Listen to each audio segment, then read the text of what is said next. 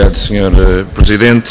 Sra. Ministra, eu, antes de mais, não lhe vou pedir tempo especialmente para uma interpelação, mas o princípio da minha intervenção é quase uma interpelação. Era uma interpelação à mesa no sentido que seja distribuído o estudo que a Sra. Ministra utilizou há pouco para dizer que escolas maiores produzem melhores resultados. Que curiosamente, senhores deputados, de todas as coisas que até hoje li, nomeadamente estudos nesta matéria, é o único que faz essa menção. Mas que seja distribuída à mesa, que seja distribuída a todos os senhores deputados, para que possamos ver também os seus autores e verificar que não é apenas Peter Matthews e que é também Alexandre Ventura. E perguntar à Sra. Ministra se foram todos os autores desse estudo igualmente recompensados pelas posições políticas que assumiram naquilo que é um elogio desmedido, sem qualquer base material, absolutamente baseado apenas em considerações altamente subjetivas, de elogio desmedido ao Governo. Pronto, é tudo bom. Curiosamente, há um elemento naquele estudo que é crítico, que saúdo o Sr. Secretário de Estado por se ter dele lembrado. Sim, deve ter sido o Sr. Secretário de Estado que escreveu aquela parte. Aliás, todas aquelas partes. Mas que, curiosamente, que é uma crítica que nos parece justa, é aquela que nunca este Governo referiu como um elemento da sua política, sequer como um objetivo, que é a integração dos professores das AEC nos quadros e a sua integração na carreira docente. Curiosamente, sobre esse ponto, a Sra. Ministra até hoje não disse nada. Adiante para os temas que presidem esta segunda sessão da nossa audição. Da nossa parte, Sra. Ministra, sobre o que se passou com a exoneração por quebra do dever de lealdade, pelo menos foi aquilo que foi divulgado na comunicação social, do coordenador da equipa de apoio às escolas, da nossa parte, Sra. Ministra, há aqui uma primeira preocupação. É que se reconhece num conjunto de quadros da administração pública, neste caso de professores, características que os capacitam técnica e, neste caso, administrativamente, para o desempenho de uma determinada tarefa, e que no desenvolvimento da sua tarefa esse quadro identifica um conjunto de problemas, parece-nos a nós que o mais sensato seria que o Governo, tendo em conta a experiência e o reconhecimento que o próprio Governo, através da administração desconcentrada, atribui àquele quadro, reconhecer pelo menos o contributo com mais peso até. Portanto, seria até do Governo ponderar ainda mais as questões que são levantadas, as sugestões que são feitas, e não de proceder de forma hostil ou de legitimar de forma hostil uma decisão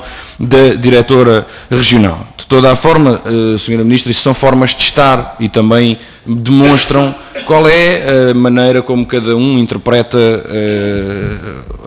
o seu mandato e a forma como exerce o poder, ou como de facto aplica o poder que lhe é atribuído. Portanto, ao invés de confiar, ou pelo menos ponderar com mais peso, um contributo tecnicamente habilitado, este Governo o que faz é dizer que foi quebrado o dever de lealdade e exonerar uma pessoa de um cargo para o qual, semanas antes, teria todas as condições. Obviamente que para cargos de nomeação, que neste caso são muito próximos da nomeação política, a questão da legitimidade provavelmente não poderá ser posta em causa, portanto é uma questão que a própria legislação assim prevê. No entanto, parece-nos que não é a opção mais sensata, até do ponto de vista da melhoria do sistema, porque se o Governo não confia, ou pelo menos não ouve, e não acautela os contributos que lhe vêm dos seus quadros, ou dos quadros que trabalham diretamente ligados à estrutura da administração da educação, como um contributo válido, antes os expurga, então não nos parece que essa seja a via mais correta, e julgamos que isso revela, de certa forma, uma veia autoritária deste Ministério, que, ao contrário do que muitos pensavam, não estava centrada na pessoa que presidia o Ministério anteriormente, mas sim nas suas características e no seu projeto político. Eu termino, Sr. Presidente, com as questões do POPH, particularmente no que toca às escolas de ensino especializado da música e também às escolas de tape. É óbvio que o POPH poderá chegar a tempo, como poderá ter atrasos. Portanto, é uma matéria que, inclusivamente, nem está nas mãos do Ministério da Educação.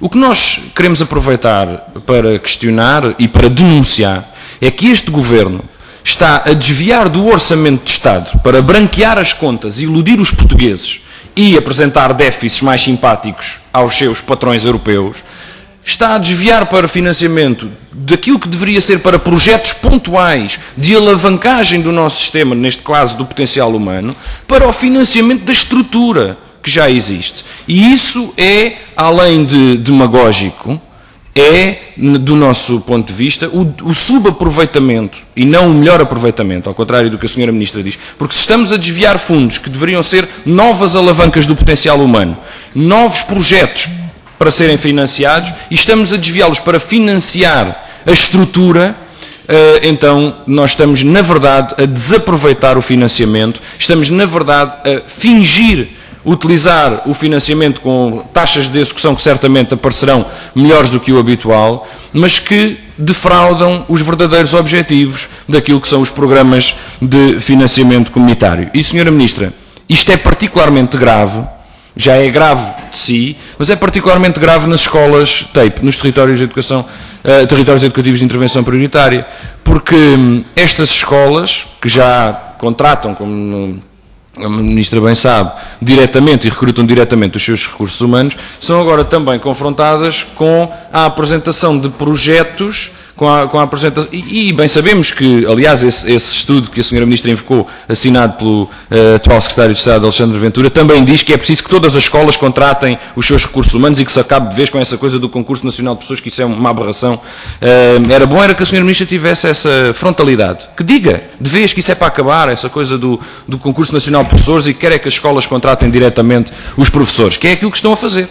Que é aquilo que estão a fazer. Autonomia, não, isso não é autonomia, Sr. Deputado. Autonomia é poder reduzir, Sr. Secretário de Estado, autonomia é poder reduzir o número de estudantes por turma, definir a componente local do seu currículo, ajeitar os seus horários, isso é que é autonomia. Agora, contratar os professores, na prática, é pulverização do sistema público de ensino e é um grande passo para aquilo que os senhores vão construindo subrepeticiamente, que é um sistema privado de ensino, um serviço, como chama o CDS, o Serviço Público de Ensino prestado por privados. Disse.